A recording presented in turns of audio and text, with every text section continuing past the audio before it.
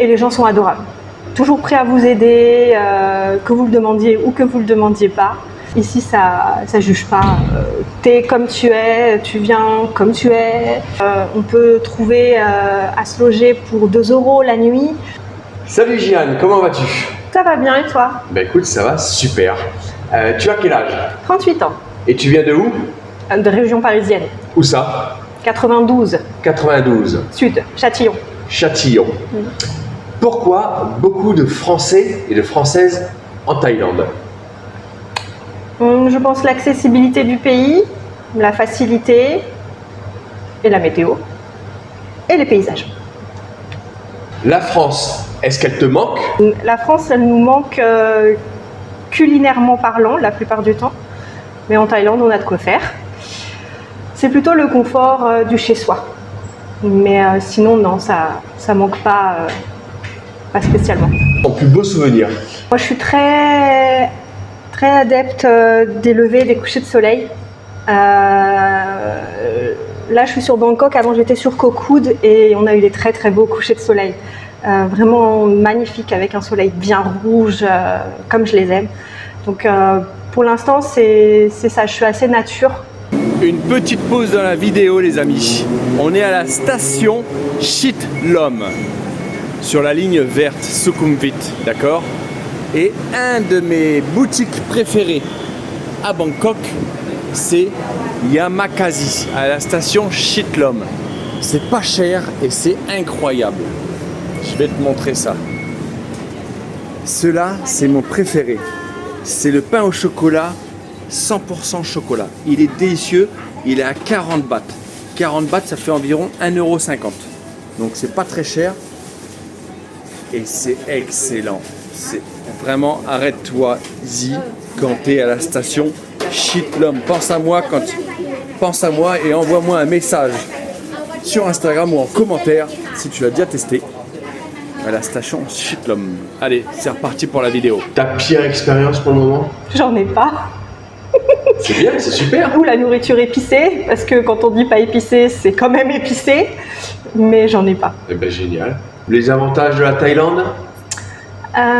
C'est facile pour se déplacer, c'est facile pour trouver un logement, c'est pas très cher, c'est même pas cher du tout, comparé en France bien sûr, et les gens sont adorables. Toujours prêts à vous aider, que vous le demandiez ou que vous le demandiez pas. Ils sont agréables et ça c'est quelque chose qui manque en France. Pourquoi en France les gens sont pas souriants, ils sont pas agréables? Alors après, je vais pas mettre tout le monde dans le même panier, mais en tout cas à Paris, non. Les gens sont pressés, ils prennent le métro, c'est le métro boulot dodo, ils sont en retard et les touristes ils sont perdus et personne ne prend le temps vraiment de les aider. 3 choses à savoir avant de venir en Thaïlande. 1 hour later. Se laisser porter, pas réfléchir. Bon, un semblant d'itinéraire quand même. Mais tout est facile ici, prendre les transports, trouver un hébergement. C'est archi facile, il ne faut pas se prendre la tête. Avec ça, vous trouverez toujours quelque chose au dernier moment. Essayez de sortir des classiques touristiques comme Koh Samui, Koh Tao ou Phuket ou même Koh Lanta. Il y a plus de 1300 îles, enfin il y a énormément d'îles. Si vous voulez aller sur une île, allez ailleurs que celle-là, qui sont très belles et je ne dis pas le contraire, mais il y en a tellement d'autres qui méritent et où vous rencontrez beaucoup moins de monde du coup parce qu'elles ne sont pas dans les circuits touristiques habituels. Tu te sens plus en sécurité ici à Bangkok dans le quartier là, ou plutôt à Châtillon dans le 92, la nuit à 3 h du matin? C'est pareil, parce que là, à Châtillon, il n'y a personne. Mais si tu dis Paris centre, je suis plus sécure à Bangkok. D'accord. N'importe où à Bangkok plutôt que Paris. Mais ça fait plaisir quand même parce que c'est vrai que parfois des nanas ils se plaignent un petit peu de la France et tout, et toi tu dis que tu es vraiment en sécurité en France, donc c'est bien quoi. La ville où je suis, parce qu'elle est tranquille, je suis très proche de Paris, je suis à 3 stations de métro. Mais elle est... Châtillon c'est tranquille alors? Ouais, c'est tranquille. C'est une ville de combien d'habitants? Oh, je sais pas du tout. C'est bon, je dirais une moyenne ville, mais il y a un métro qui arrive directement. Je pense qu'elle est relativement grande quand même. Mais ouais, c'est tranquille. À 3h du matin, j'ai jamais eu de soucis. Par contre, dans Paris même, à 3h du matin, non. Dans Paris même? Ouais, ça dépend des quartiers. Des fois, c'est moins safe que la banlieue. Ouais, ça dépend des quartiers. Hein. T'as déjà été sifflé ou des choses comme ça? Bon, oui. Siffler, hey, mademoiselle, ton 06. Mademoiselle, ça revient souvent. Parce que je veux dire, les filles, souvent ils me disent hey, mademoiselle. Ouais. Mais ça reste gentillesse. J'ai jamais été agressée physiquement, quoi. Ça a toujours été hey, mademoiselle, un 06, un petit verre, qu'est-ce que tu fais ce week-end, rien de plus que ça. Bon, bah c'est gentil, ça va? Oui, c'est gentil. Ça va. Non, mais des fois, c'est pire, hein, malheureusement. Ah, oui, je me considère chanceuse là-dessus. Chaque mois, combien tu dépenses en budget en Thaïlande pour le mois? Pour le mois, je dirais entre 2000 et 2005, parce que je suis pas très sûre. Entre 2000 et 2500 euros? Ouais, avec les billets d'avion. Ah, avec les billets d'avion compris? Ouais, je réfléchis vite fait, mais je pense que c'est ça. Ouais. D'accord, donc si tu enlèves, je sais pas, 800 euros, ouais. Ça fait du 1700 euros le mois? Oui. Bon, bah ça va, t'as de quoi quand même t'éclater? Ah oui. Oui, on se fait plaisir sur un petit hôtel en fin de voyage. Et puis sinon, c'est des hostels, des auberges qui sont tout à fait convenables, qui me conviennent en tout cas. Et puis la nourriture ici est pas chère, donc ça va. 3 grandes différences avec la France? Oh, la nourriture, culinairement parlant, c'est pas du tout pareil. On cuisine au beurre, ils cuisinent à l'huile, déjà rien que ça.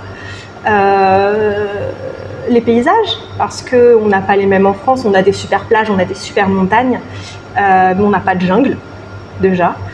On a des eaux turquoises, mais on n'a pas les fameux rochers dans l'eau qu'on peut voir vers Krabi, toute la province de Krabi. As-tu pris une assurance pour venir? Non, c'est pas bien.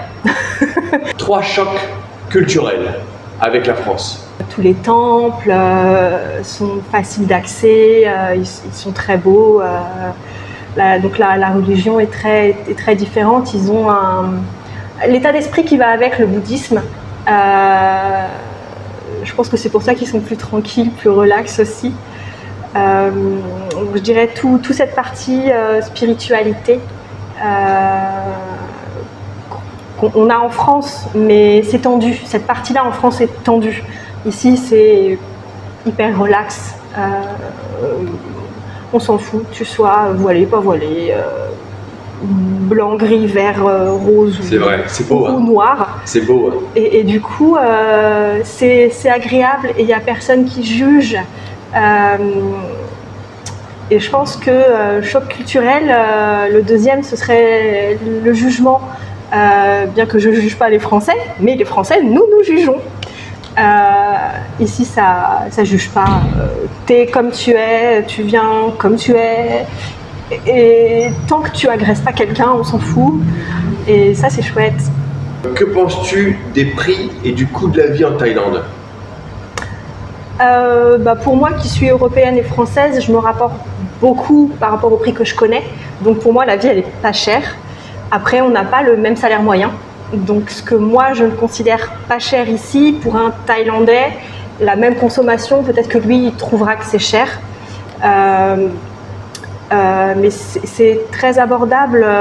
On peut trouver à se loger pour 2 € la nuit.